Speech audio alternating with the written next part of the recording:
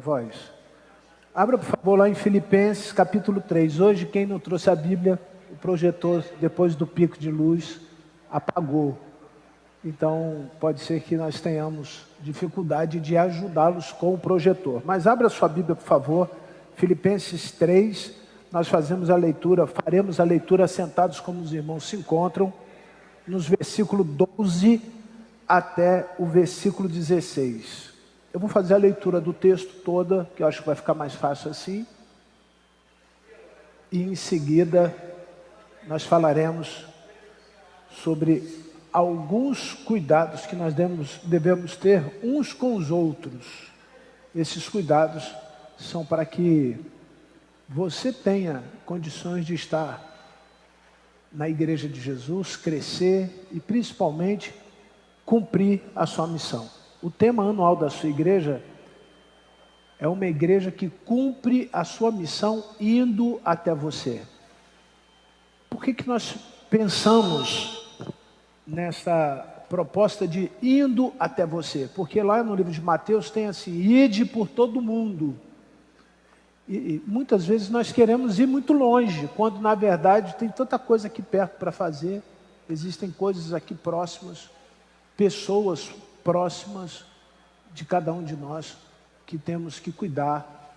E isso também faz parte do nosso compromisso com Deus, principalmente com o nosso compromisso uns com os outros. Filipenses 3, 12, 13, 14, 15 e 16 diz assim: não que eu já tenha alcançado tudo isso, ou seja perfeito, entretanto, vou caminhando, buscando alcançar aquilo para que também fui alcançado por Jesus. O verso 13 convido a igreja para lerem comigo. O versículo 13: irmãos, não penso que eu mesmo já o tenha conquistado, mas tomo a seguinte atitude: esquecendo-me das coisas que para trás ficam e avançando para as que estão adiante de mim. Verso 14: apresso-me em direção ao alvo, a fim de ganhar o prêmio da convocação celestial de Deus em Cristo Jesus. Por isso, todos nós que alcançamos a maturidade espiritual, devemos pensar da mesma maneira. Porém, se em algum aspecto pensais de forma diferente, também quanto a isso, Deus vos esclarecerá. E por último, todos juntos, por gentileza, o versículo 16: contudo, caminhemos na medida da perfeição que já atingimos. Aqui está o segredo. Esse versículo 16 que é o segredo. Qual é o problema? Vamos nos contextualizar, vamos entender qual é o problema. A grande maioria das vezes, o processo da conversão, ele nos traz alguns comportamentos. Primeiro comportamento: no momento que você se converte, você é conduzido a uma igreja. E aí, conduzido à igreja, imaginemos que tivéssemos feito um evangelismo lá na porta da igreja, a pessoa aceitou a Jesus, levantou a mão, e o grupo de conselheiros da igreja, ou de obreiros da igreja, se aproxima dessa pessoa que manifestou o desejo de entregar o seu coração para Jesus, e você faz a seguinte pergunta para ela: você gostaria de entregar o seu coração para Cristo? Vamos repetir essa frase, por gentileza? Obrigado, amado. Você gostaria de entregar o seu coração para Cristo? E ela, movida pelo Espírito Santo, entendendo que ela era uma pecadora, essa pessoa então diz sim. E ela entrega o coração dela para Jesus. Você ora com aquela pessoa e qual é o primeiro passo? Eu preciso te levar para uma igreja. O que muitas vezes nós achamos que o primeiro passo é a igreja. Nem sempre o primeiro passo é a igreja. Muitas vezes a igreja não é o primeiro passo. Mas quando ela chega na igreja, o que a igreja precisa ter como consciência? De que essa pessoa que levantou a mão para Cristo não sabe o que é a igreja. Ela não entende a estrutura, não entende a formação, não entende os direitos dela, ela não entende nada disso. Mas ela passa a conviver com você. Como que era visível no Novo Testamento a preocupação da liderança da igreja em ensinar como era a igreja? A ponto do apóstolo Paulo, no capítulo anterior, dizer o seguinte: olha, a cultura não é mais importante do que Cristo. Lembram disso? Segundo, as tradições não é mais importante do que Jesus Cristo. E terceiro, a religiosidade não é mais importante do que Cristo. Sobrou o que então para a igreja? A comunhão,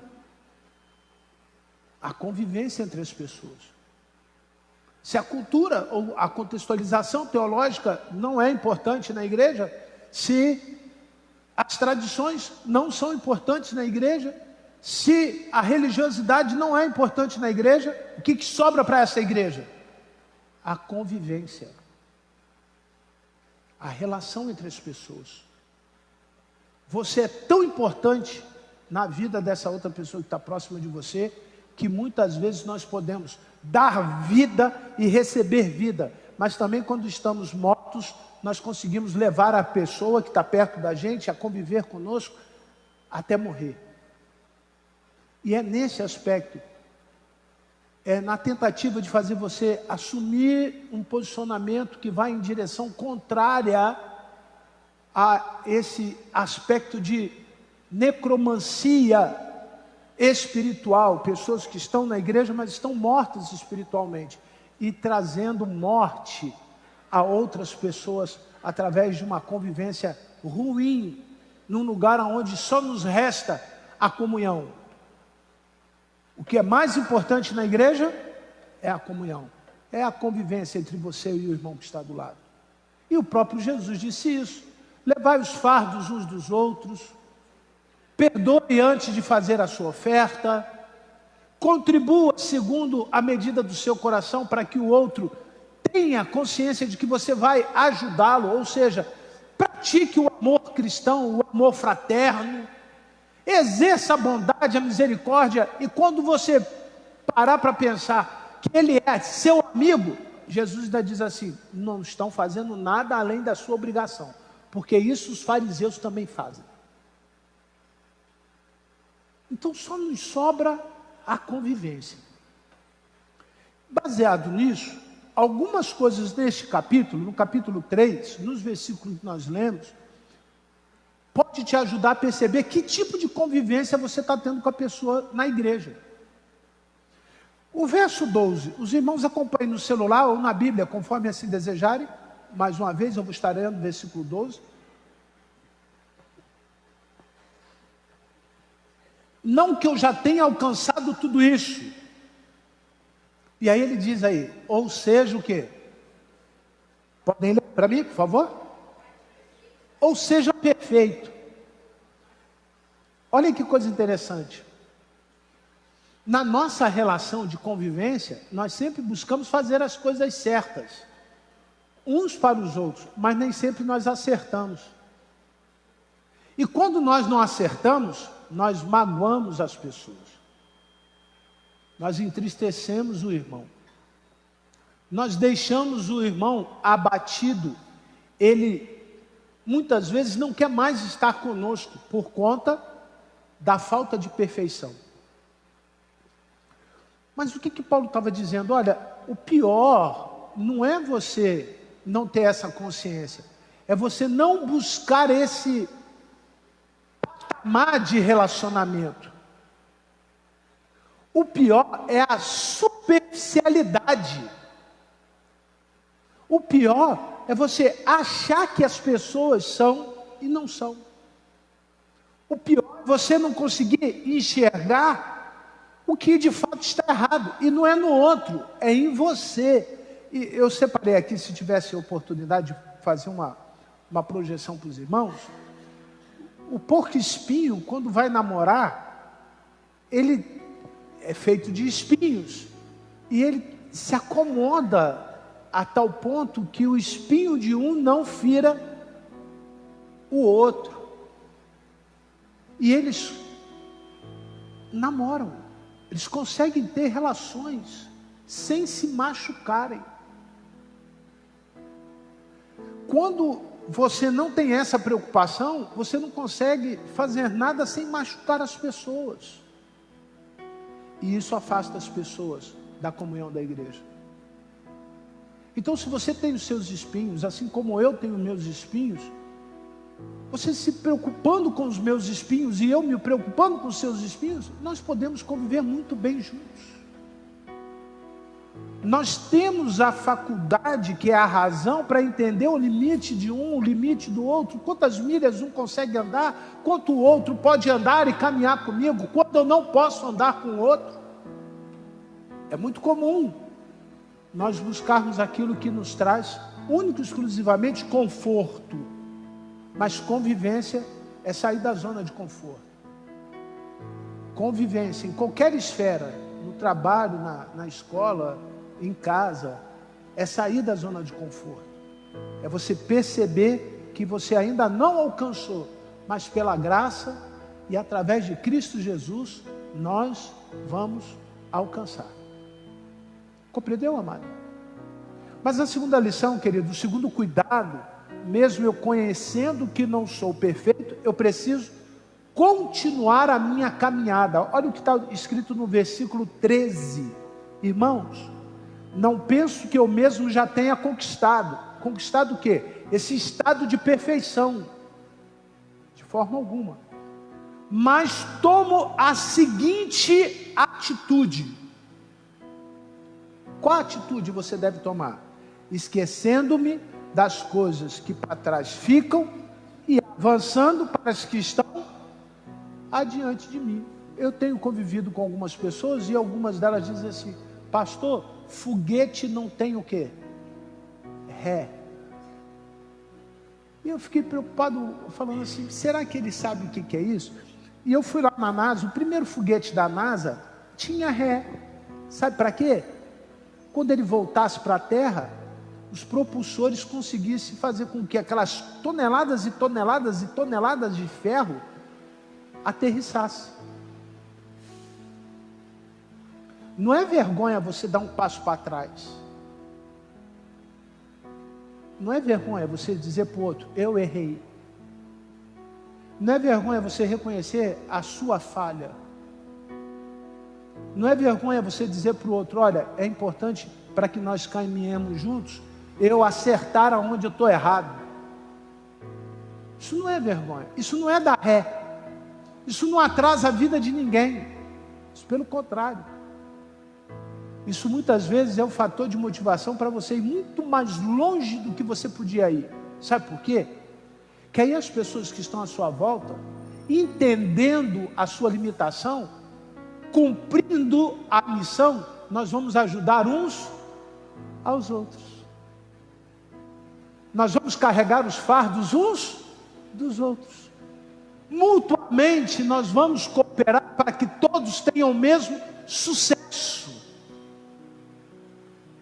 Como seria interessante, baseado lá no livro de Atos, no capítulo 2, nós percebemos que ter tudo em comum começava quando nós aprendermos a limitação do outro, a limitação intelectual, a limitação emocional, a limitação financeira, a limitação familiar, a limitação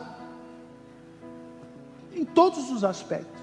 Quando você consegue encontrar o ponto de equilíbrio entre aonde você está e aonde o seu irmão está, todos nós crescemos. Todos nós crescemos. Se por outro lado eu não estou preocupado com quem está lá atrás, eu posso chegar a lugar nenhum e ainda atrasar aqueles que estão querendo chegar em algum lugar. Se eu não estou preocupado com os que estão na minha frente, eu posso preocupar a minha liderança e ela parar esperando aqueles que estão lá atrás chegarem aonde eu estou, e fica todo mundo parado. E tem ambos os casos. Em ambos os casos, você não pode, de forma alguma, esquecer do que já aconteceu e continuar a fazer único e exclusivamente aquilo que Deus determinou que você fizesse. O que Deus determinou que a igreja fizesse? Olha o versículo 14, por favor. Apresso-me, o que Deus determinou para que a igreja fizesse? Apresso-me em direção ao alvo. Se você está apressado em direção ao alvo, e você não quer errar o alvo, isso me lembra uma palavra, que logo assim que eu me converti, me ensinaram, lá na classe de doutrina: santidade. Santidade. Eu posso então chegar a uma conclusão aqui com os irmãos, que se eu não encontrar a medida do limite do meu irmão pode atrapalhar a minha vida e a minha relação com quem? Com quem? Com Deus, e atrapalha a minha santidade. Se eu não compreender a medida da capacidade do meu irmão, isso pode atrapalhar a minha santidade, o meu relacionamento com Deus. Então é um grande time, e todos estamos jogando de um mesmo lado. Se hoje a bola não está comigo, estiver com o irmão, eu preciso me posicionar, me condicionar a receber a bola, e quando receber a bola, parafraseando, em direção ao gol, fazer o gol. Eu não posso, quando alguém estiver com a responsabilidade de fazer alguma coisa, torcer para que dê errado, torcer para que ele chute a bola fora do gol, torcer para que ele se machuque, torcer para que ele não consiga com êxito, porque ele é que vai ser visto pela multidão. É muito comum nós tratarmos esse tema de uma maneira adjetivando as qualidades de pessoas ruins, que não têm santidade. E eu espero que o Espírito Santo esteja me convencendo de uma coisa só é o suficiente. Se todos nós acertarmos o alvo, irmão, quem é glorificado é Jesus. Quem é glorificado é Jesus. Quando uma igreja entende, quando as pessoas que estão reunidas em nome de Jesus entendem o alvo, os que estão doentes são sarados, os que estão enfermos são curados, os que estão possessos são livres, os que precisam de salvação são salvos. Porque à medida que nós entendemos a limitação uns dos outros, nos preocupamos com o alvo, estamos aqui único e exclusivamente preocupados com Cristo, à medida que isso vai aumentando o nosso relacionamento com Deus, maior a graça, e aonde abundou o pecado, superabundou a graça do nosso Deus. Que coisa maravilhosa. Quando você faz um pouquinho, quando você respeita o limite do outro, quando você olha o outro como se fosse você mesmo. Tem quem diga, e eu não gosto muito de conceituar isso como sendo empático, quando você se coloca no lugar do outro. Para mim, empatia é outra coisa. Para mim, é outra coisa. Mas que se isso você consegue entender de forma mais clara, comece a se colocar no lugar do outro. Se coloque à disposição de Deus para ajudar o outro, para ter condições de entender o outro. E muitas vezes você cresce mais do que o outro. Muitas vezes você consegue perceber que aquilo que você está esperando dele, você é levado a um exercício, e esse exercício faz você crescer. Se você espera que ele tenha paciência com você, e você tem paciência com ele, você exercita a paciência, quem cresce é você.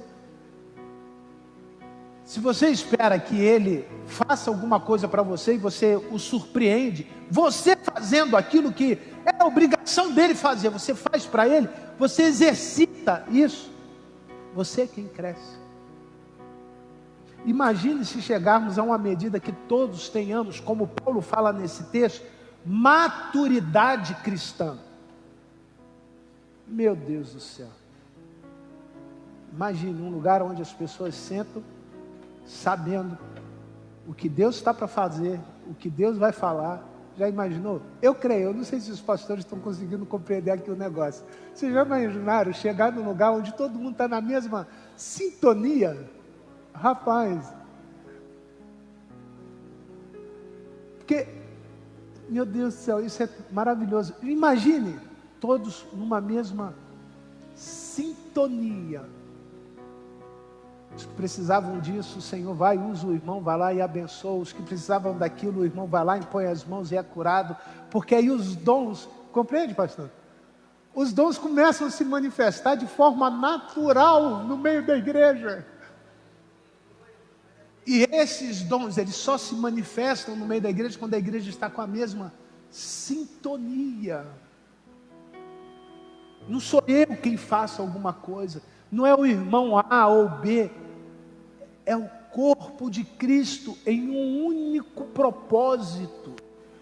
E aí entra o pecador, senta. O pastor não estava muito feliz naquele dia, não falando nada com nada, esqueceu o texto, mas o Espírito Santo, por causa da graça, aleluia, toca o coração daquela pessoa, e ela se enche do amor de Deus, porque ela é cercada de pessoas que estão cheias do amor de Deus. Imaginemos que aquele irmão, aquele que tem a habilidade da oração, e ele tem o dom da oração, e o dom de cura, naquele dia o irmão faltou, esse irmão não veio, esse irmão em especial não esteve aqui, mas a igreja na mesma sintonia. O irmãozinho que nunca teve oportunidade de falar nada para Deus, naquele dia Deus começa a operar através do pequeno, daquele que ninguém dá nada, daquele que nunca se viu fazer nada, porque a igreja está na mesma sintonia. Fica muito mais fácil Deus agir, Deus operar, Deus se manifestar, quando a igreja ela tem maturidade cristã. Mas enquanto isso, não tirando nenhum proveito das nossas fraquezas, mas aproveitando, como diz o apóstolo Paulo, não me canso de falar as mesmas coisas, porque nós precisamos ouvir as mesmas coisas. Terceira e última colocação, diz assim: quem não é capaz de entender, não quer dizer que é para se jogar fora. Quem não tem a capacidade de enxergar, não quer dizer que está cego. Quem não tem a capacidade de ouvir, não quer dizer que está surdo. Quem não tem a capacidade de andar, não quer dizer que ele nunca vai andar. Não. Tem que acontecer alguma coisa. E o que é que eu preciso fazer para acontecer alguma coisa? Olha o que está escrito no versículo 15. E eu estava olhando ali para ver o texto e esqueci que nós estamos sem texto. Abra sua Bíblia, por favor. Filipenses 3,15. Por isso, todos nós que alcançamos maturidade espiritual, devemos pensar da mesma maneira. Porém, se em algum aspecto pensamos de forma diferente, e ele coloca isso porque é muito natural nós pensarmos de forma diferente. Mas não é isso que nos une. Também quanto a isso, Deus vos esclarecerá. E ele finaliza no verso 16, dizendo o seguinte: contudo, caminhemos na medida da perfeição que já atingimos. É isso, como eu disse no início, que é o importante. Eu preciso entender qual é a medida da perfeição. Ou seja, qual a medida da minha relação com Deus? Porque a medida da minha relação com Deus, ela é traduzida na prática à medida da minha relação com as pessoas. Em primeiro lugar, como que você pode dizer que ama a Deus se você não ama seu irmão? Não é isso que o apóstolo João diz? Amém? Amém mesmo? Como que você pode dizer que ama a Deus se você não cumpre o que a lei manda? Não é assim? Como que você pode dizer que ama a Deus se você não consegue ter comunhão com as coisas de Deus. Ou seja, você não consegue parar para pensar nas coisas espirituais. Como é que você diz que ama a Deus se você mente? Se você ama o pecado, e se você ama o pecado, você odeia a Deus. É isso que o apóstolo João diz. Aquele que ama o mundo não pode amar a Deus. Bem, essas coisas vocês já sabem. Mas qual é a principal delas? Como que você pode amar a si mesmo e perdoar a si mesmo se você não consegue perdoar o seu irmão? Esse é o fator principal. Caminharmos à medida da nossa perfeição, a palavra já nos conduz a um pensamento, santificação. E a santificação é um processo. Isso não é uma mercadoria, não é algo que eu compro, não é algo que eu possa herdar dos meus pais. Isso eu produzo. E para que eu produza isso, eu preciso ter como referência as pessoas. O teu ponto de partida de santidade não é a igreja, não é o pastor, não é o seu cargo na igreja. É a convivência e a relação que você tem com as pessoas. Como que você tem falado com as pessoas?